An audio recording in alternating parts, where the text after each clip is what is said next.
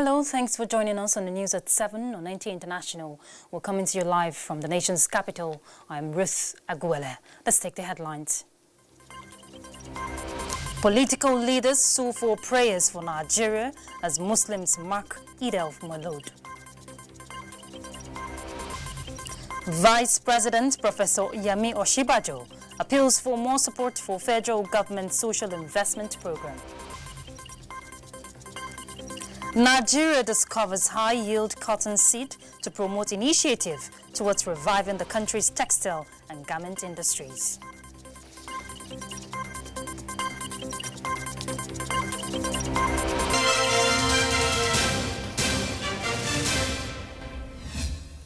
And we begin with Eid al-Maulud. As Muslims mark Eid al-Maulud, President Muhammadu Buhari says the greatest honor they could do to Prophet Muhammad is to follow his shining examples of non-violence, peaceful disposition, and remarkable virtues of patience.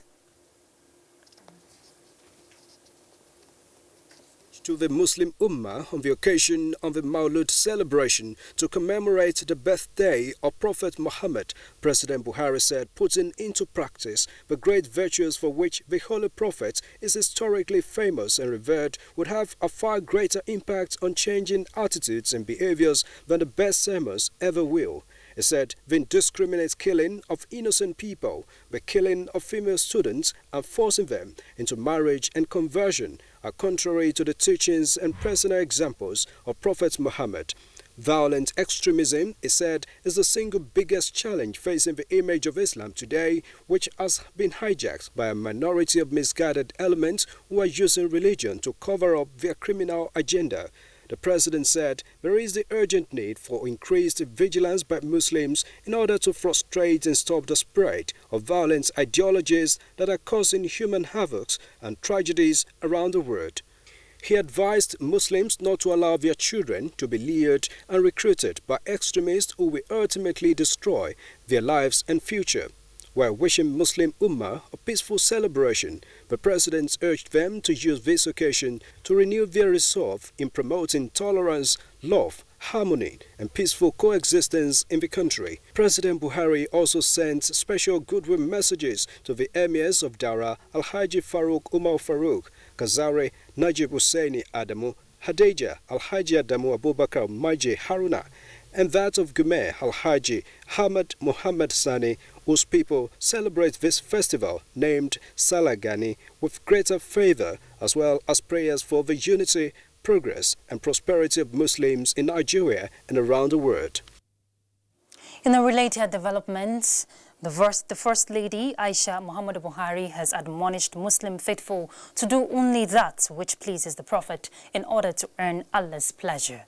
This was at a special prayer for the nation at the State House in Abuja. May Almighty Allah accept our prayers. It is Eid al-Maulud, a blessed event in the Muslim family, as Prophet Muhammad steps to the world. Here at the banquet hall in the Presidential Villa, Abuja, faithful of the revered faith gathered, drawing inspiration from this auspicious occasion to seek divine intervention on the nation's challenges and aspirations. Nigeria's First Lady Aisha Buhari reminded the congregation the need to work towards ending some social vices, especially among the youths. Challenges like corruption, drug abuse among women and young people. With the consent of Mr. President, I decided to come up with a presidential task force on drug abuse. We decided to come up with a task force. Since our Chief of Staff is here, he will help us to push it, to hasten the inauguration of the task force. For the Supreme Council for Islamic Affairs, loyalty to leaders should go beyond the lips. May each and every one of us not just continue to say Buhari, we should act Buhari, by also not being corrupt. May Almighty Allah continue to be with us and guide us and continue to make us model for the righteous. Easy for us. Allahumma nas'aluka al-huda. It's easy for us. Allahumma nas'aluka al-huda. That report was by Mia Ogidi, and more greetings pours in as the President of the Senate, Ahmad Lawan, Speaker, House of Representatives, Femi Gbajabiamila, and the All Progressives Congress has also felicitated with Muslims on the commemoration of Eid al-Maulud. A statement by his special advisor on media, Ola Owuni, urges Muslims and Nigerians in general to imbibe the virtues of peace, justice and love for one another, as exemplified by Prophet Muhammad. Similarly, the Speaker, House of Representatives, Femi Gbajabiamila, has urged countrymen and women, especially the Muslim Ummah, to use the occasion of Maulud to offer prayers for Nigeria. In a statement by his special advisor on media and publicity, Larry Lasisi, the Speaker calls for continuous prayers for Nigeria as Maulud, observed in remembrance of Prophet Muhammad, peace be upon him, is a time for sober reflection. Meanwhile, the All Progressive Congress APC rejoiced with Nigerians, especially the Muslims, on the occasion, calling for citizens to be law-abiding and eschew hate to build a worthy nation. And away from Maulud, more than 5 billion naira was raised in support of the poor and vulnerable women and children in some parts of the northern states of Nigeria. This was at a dinner organized by a non-governmental organization in support of children around the world, especially in Nigeria. Vice President Professor Yemi Oshibajo at the event says it is obvious that government alone cannot provide the needs of all and expresses the need for more philanthropic gestures and in support of social programs in the country. State House correspondent Jide Onifade reports.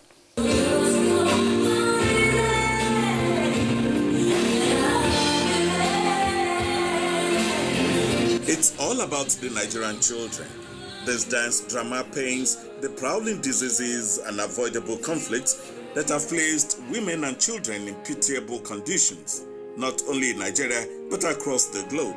In every minute, 2 or more children may be losing their lives to a disease that is preventable or treatable. In Nigeria, Save the Children Fund is working with the Kupi Foundation, headed by Florence Ifeoluwa Otedola. I went to Borno State, and the first child I met at Molai Hospital was only 2 years old. She was so malnourished that she needed a blood transfusion. Bed after bed, I met more and more sick children dying, including a 16-year-old mother who was also malnourished. Although hundreds of millions of children have been saved through radical approach by governments across the world to reduce child mortality, according to Global Childhood Report 2019, released by the Save the Children campaigners, the general feeling, however, is that more could still be done by respective governments, organizations, and even on individual level to prevent death of 44.4 million children annually. Yet we are far from where we ought to be. 1.7 million new job entrants come into the job market every year. We are 4 million pupils short of our target for school feeding, even though we're feeding 9.3 million. When we looked at our last estimates, we should be doing 15 million in microcredits to make the difference that we should make. We're at 2 million. It's obvious that government cannot do it alone. It is time for each and every one of us to decide that we really can make a difference and make our own contribution to this cause of ensuring that the poor and the vulnerable are given a decent life and attain some dignity while they are alive. Women don't eat up the money by themselves or their family. They make sure that they give it to others. Organizers promised that the proceeds from the event will go towards the foundation's programs that will benefit thousands of Nigerians in need. A number of serving governors and dignitaries, including the national chairman of the All Progressives Congress, Adams Oshomole, and former Senate President Bukola Saraki, were in attendance. In Abuja, Jide Onifade, NT News. And talking agric now, the federal government initiative towards reviving the country's collapsed textile and garment industries has received a boost with the successful trial of new cotton seeds that are pest-resistant. In this report, correspondent Musa Baba Aliyu takes a look at the characteristics of the new seeds and its socio-economic impact. This is how cotton plants look like. It produces balls at its maturing stage, which will later burst to bring out soft tissue fiber. Agriculturists say Nigerian farmers have been planting the cash crop since 1903, largely in the savanna belt, consisting states in the northern and southwestern parts of the country. One of the highest employers of labor in this country. And it also created hundreds of thousands of jobs in the different textile mills. In recent times, however, there is the fear that cotton in Nigeria will extinct as farmers have lost interest in its cultivation. This is due to high cost of production caused by insect infestation, low yield, coupled with issues relating to demand and supply. Without cotton, sustainable cotton production, then obviously the indigenous, who are the immediate users of the cotton produced by farmers, will not meet their installed capacities.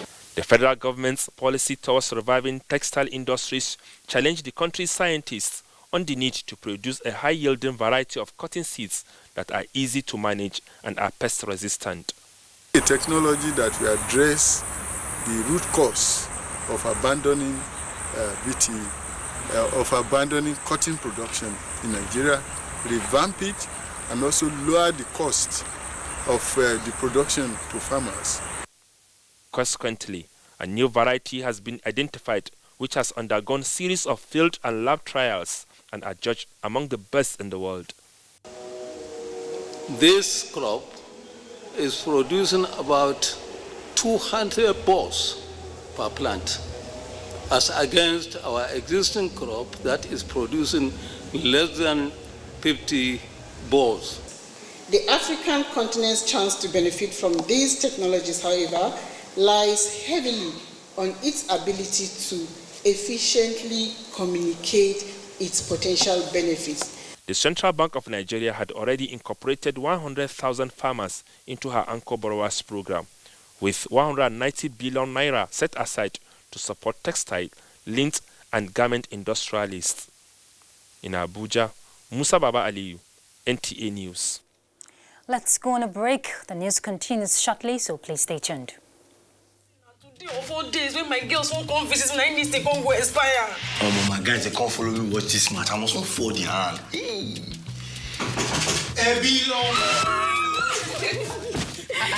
Babe, what's happening now? Sorry to disappoint you, but my subscription don't expire. The match is not on my GoTV package. Now your holla be that. I beg, give me your phone. Look, I show you how you go take do it for my GoTV app for your phone. Life is so much easier with my GoTV app. Make payments, clear error messages, change your package. You can also check your due dates and keep abreast of your payment history.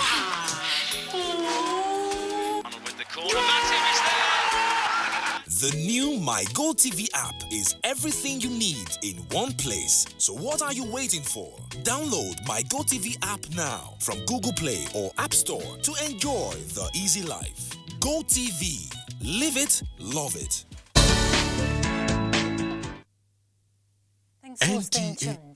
National Agency for Food and Drug Administration and Control has reiterated its determination to reduce the level of substandard and falsified medicines to the barest minimum in the country through effective collaboration with relevant stakeholders. The Director General, NAFDAC, Professor Mojisola Adeyeye, said this while x-raying the achievements and challenges of the agency in the past 2 years. She also spoke on prospects of the agency in Nigeria. Let's hear from Basita Ipang. Substandard and falsified medicines have become a global problem that present enormous public health challenges to national medicines regulatory authorities in both developed and developing countries, including Nigeria. To this end, the agency that is responsible for ensuring standard in the sector, has been highly proactive and vigilant towards safeguarding the health of Nigerians in a determined effort to combat falsified medicines. Looking back, I can say with confidence that our goal to curb the menace of substandard falsified medicines has become crispier than ever. One of our strategic plans is to reduce substandard falsified medicines to not more than 5% prevalence in Nigeria by the year 2025. While stressing the need to encourage Nigerian manufacturers to produce standard drugs, NAFDAC, however, advised the public to desist from buying drugs online.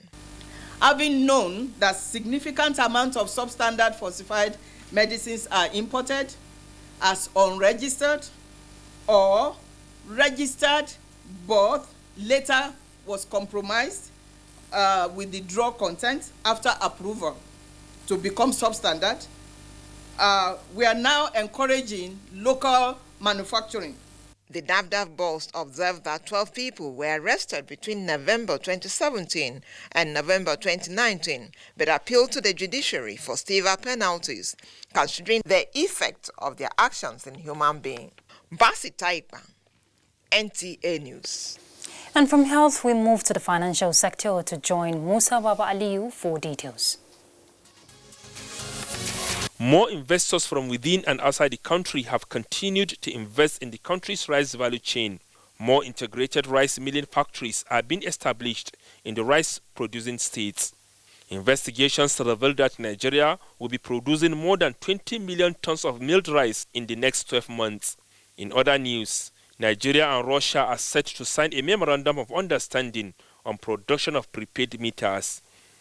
This is expected to bridge the gap that currently exists in the power distribution in Nigeria. Key players who will participate in the signing of the MOU say that preparations had reached advanced stage to facilitate the signing of business cooperation. There are indications that lower prices and increasing competition for investment are driving many African countries to make it easier and cheaper for overseas companies to keep their oil and gas output flowing.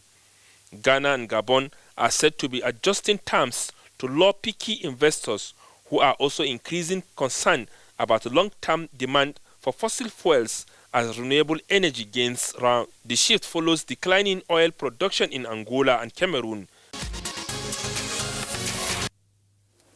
In other news, President Muhammadu Buhari greets former governor of Anambra State, Dame Vregi Etiaba, who turned 77 today, describing her as the good teacher who completely altered the history of Nigeria as first female governor between November 2006 and February 2007. In a statement by the special advisor to the president on media and publicity, Femi Adesina, says the president joins family members, friends, professional and political associates in celebrating the quintessential leader who worked for 35 years as a teacher in various schools and different parts of the country before retiring and setting up her private school to further impart knowledge and skills to the younger generation. The president congratulates the former deputy governor and governor of Anambra State, whose historical elevation and position in Nigeria's history continues to resonate on the possibilities before women who can venture out to break age-long glass ceilings. President Buhari praised that Almighty God will continue to strengthen Dame Etiaba, grant her longer life and good health.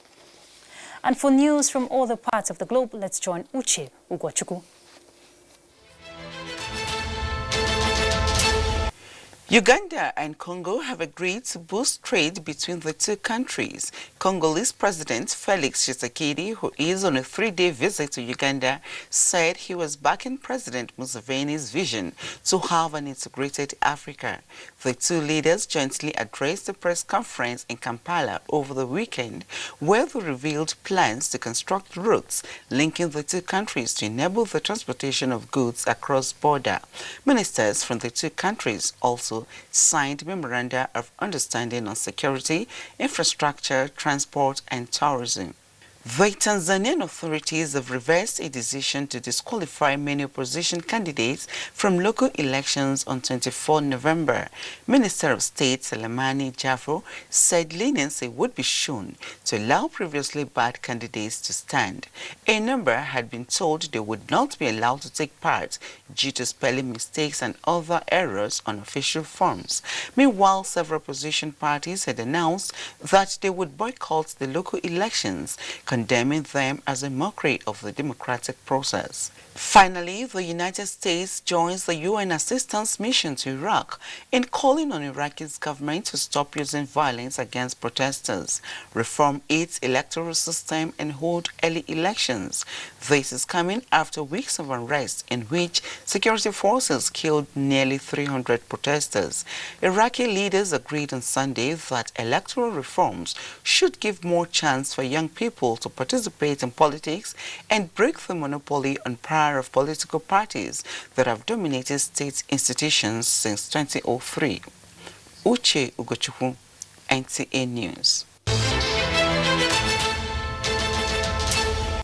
And let's talk sports now. Youth and Sports Ministry to roll out more developmental programs across the country. Gift George has this and more on Sports Update.